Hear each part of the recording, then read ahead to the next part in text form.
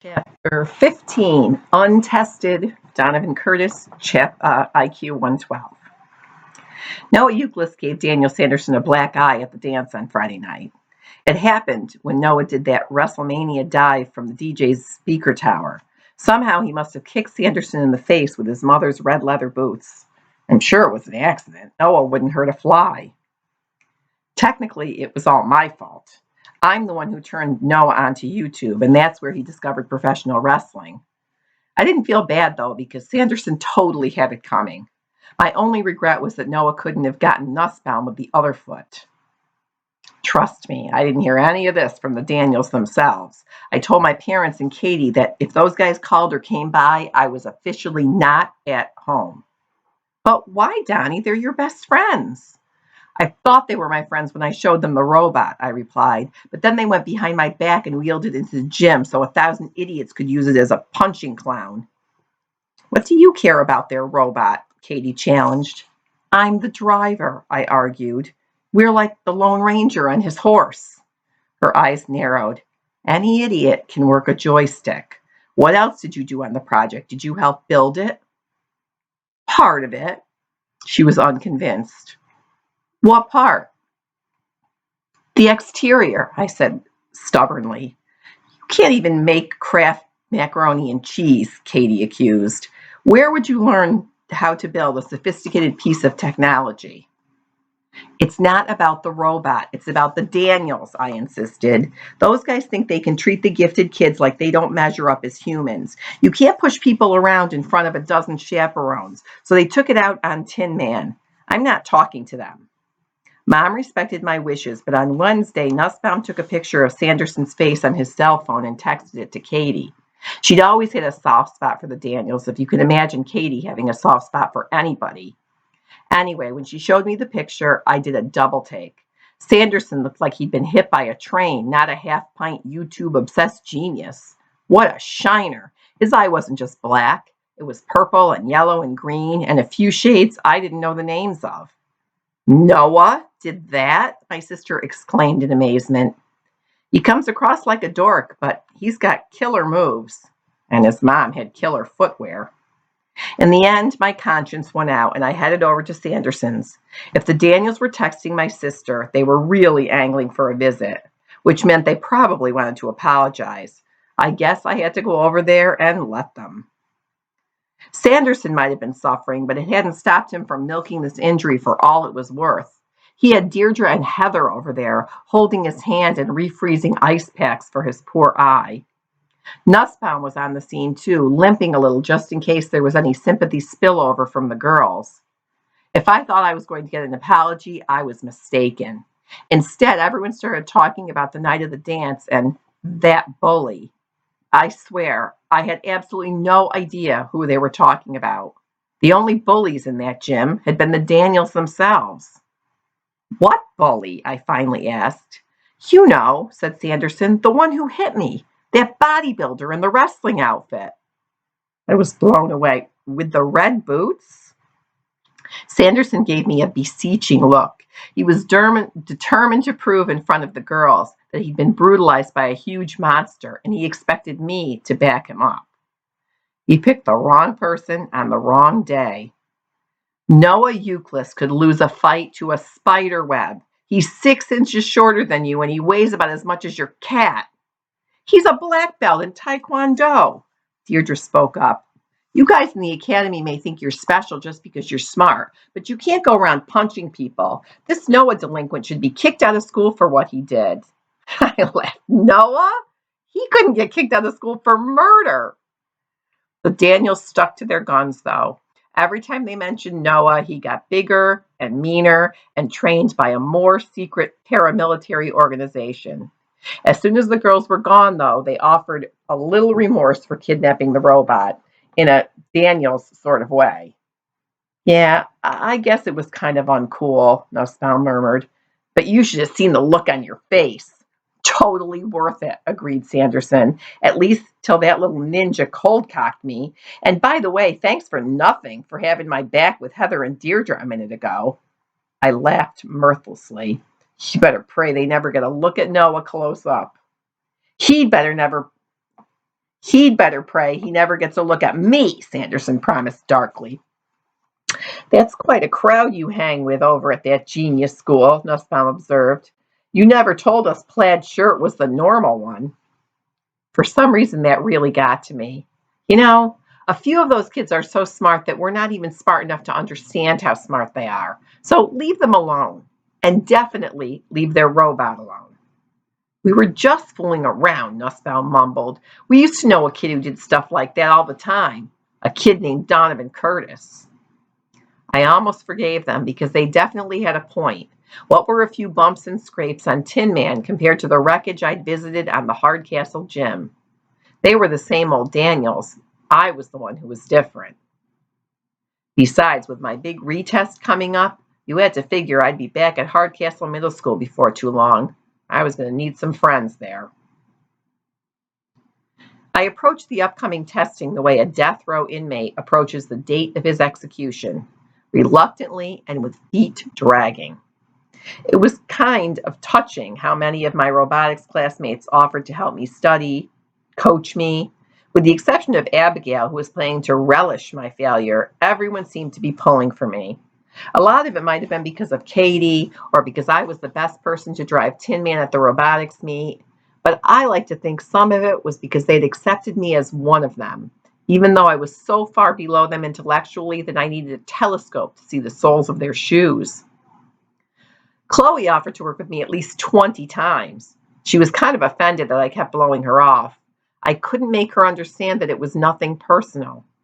I probably should have just come out and told her point blank that I had even less chance of comprehending what she knew than I had of passing the test. When I finally caved and let her help me with the math portion, she talked so far over my head that all I could hear was airy whispers. And every time she tried to dumb it down, it became a little bit harder to understand. When we were done, she looked at me in genuine alarm. Oh, wow, Donovan, what are you going to do? Translation, stick a fork in me, I'm done. I shrugged. I'll put in some time tonight. Maybe it'll all click. She wasn't buying it. You need more than a click. You need a miracle. Maybe we should get Noah to tutor you. He'd do it. Any one of us would. I laughed bravely. If I can't understand you, a study session with Noah would make my head explode. Funny. Even though Chloe was back to her plaid shirts and baggy jeans, I kept seeing her as she looked all dressed up at the party. The idea of her finding out exactly how smart I wasn't had become kind of sad for me. I even had a plan for cleaning out my locker after school hours so there would be less chance of her witnessing my disgrace. One day I'd be there, the next I'd be gone. After a few weeks, maybe somebody would say, "Remember that guy who used to go here for a while? What was his name again?" No one would have the answer except Noah, and he would pretend he didn't. Eventually, all that would remain of my time at the academy would be the faded pictures peeling off of Tin Man, and by then no one would be able to recall who had put them there. On the big day, things were quieter than usual in the robotics lab. Nobody would meet my eyes, not even Oz. As my homeroom teacher and faculty advisor, it had to have been him who recommended me for retesting. He probably felt like an axe murderer this morning. Even Tin Man seemed a little slumped over and depressed, although that might have been the extra weight of the floor polisher motor. I had one last card to play. I marched up to Oz and placed a thick folder on the teacher's desk. He regarded me questioningly, and I pointed to the title, Chow Chows, a Special Breed. Below it was a large photograph of Beatrice, flaked out on her side, looking about 90% comatose. To my long list of regrets, I should add the fact that I had waited to take the picture until she was too far gone to be alert and active. My science project, I announced. Shouldn't this go to Mr. Holman, he asked. I thought maybe you would hand it in for me, I explained lamely, since I might miss science today while I'm taking the test. My pathetically desperate Technicolor hope was that he'd see this fabulous project, realize that I was working my butt off, and cancel the retest. But he didn't even open it. Sure, he said very absently and glanced at his watch. Noah drifted by the desk. Good picture, he commented. It's just an interesting idea to use a pregnant dog. The earth lurched. Pregnant? I rasped. Beatrice? Of course. The young genius pointed out the features that had gotten by me and my entire family. Notice the distended belly, the prominent nipples, and the languid posture. Weren't you paying attention in human growth and development when we compared human pregnancies to those of other mammals? I couldn't even respond, so rocked was I by this news. Wait till Katie gets a load of this one. Her tank commander's husband was expecting not one blessed event, but two. Brad's sainted mother must have let Beatrice run wild, and look what had happened. Later, when the dog started acting funny, Fanny had dumped her on us so she wouldn't have to take the blame. My project, the one that was going to prove I belonged at the academy, didn't mention a single word about pregnancy, so it was all stupid. I snatched up my folder. I just need to make a few last-minute adjustments. At that moment, the PA system crackled to life. Mr. Osborne, would you bring Donovan Curtis to the library? 10 minutes, I pleaded. I don't know if the voice heard me, but the announcement continued. Immediately, please. That's where it was going to happen, the library. They would sit me down in front of a computer and feed me questions I didn't have the answers to. In the end, it wouldn't matter that my Chow Chow project was a disaster. I wouldn't be in the gifted program much longer. I squared my shoulders to my classmates. Later, guys. But what I meant was goodbye. They looked devastated. Even Abigail seemed a lot less happy than I'd expected her to be. Either that or she was holding off on the celebration until I was officially out. The walk to the far side of the building had never seemed shorter. The test will be coming over the internet from the State Department of Education, Oz explained as I took my seat. Don't be nervous. It's not meant to trick you. It's meant to let you show what you know. That was not at all comforting. The State Department of Education made me cool my heels. I sat in stiff-necked misery, sweating. The bell rang. Homeroom was over. I heard the sounds of moving feet in the hall. Life was going on for everyone but me. Oz gripped my shoulder. We're all rooting for you, Donovan. Thanks, I said in somebody else's voice as he abandoned me to my fate. The first question appeared on the screen. I read it over. Once, twice, 3 times. No idea. None. Zero. Zilch. Nada. Of course I had known this was coming, but somehow you always hold out hope. Nobody was perfect. Maybe they'd give me the wrong test, like for 2nd grade remedial. It was possible.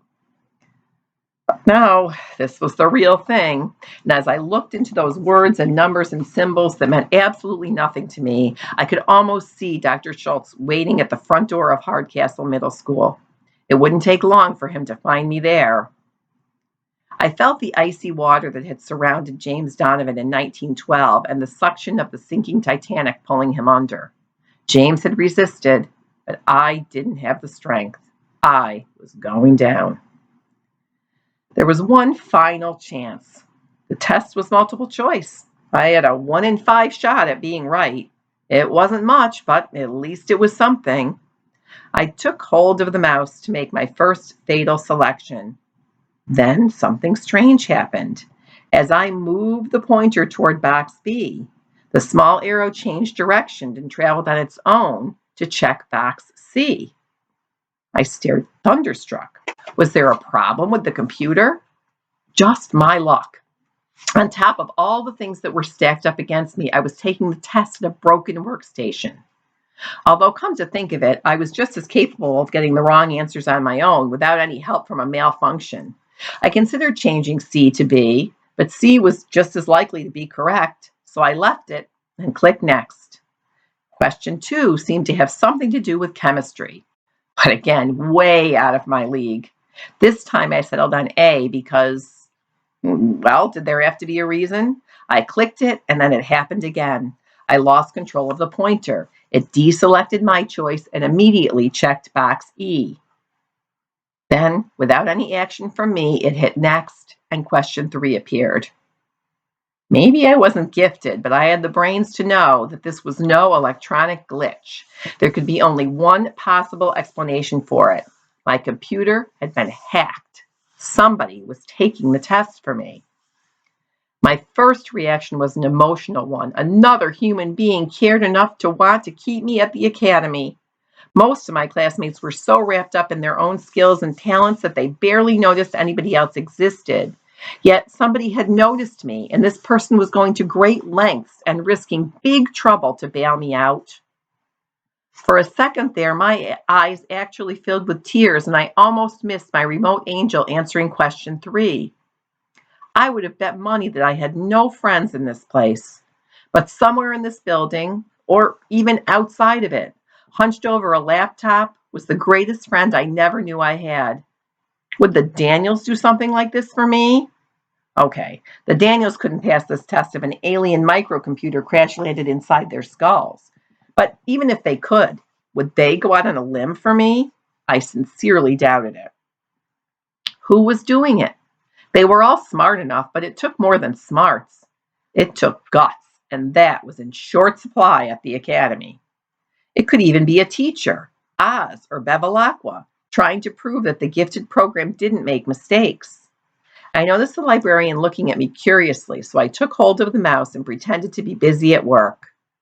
By that time, I was on question 11 and cruising. My bewilderment was beginning to morph into relief. My date with Dr. Schultz and the consequences of the Atlas incident had been put on hold. I was dog paddling again. This time it took a little help. Okay, a lot of help. But I was still afloat, just like James Donovan. The librarian shot me an encouraging smile. What she saw was a student who had all the answers. And I did, except one. Who was doing this for me?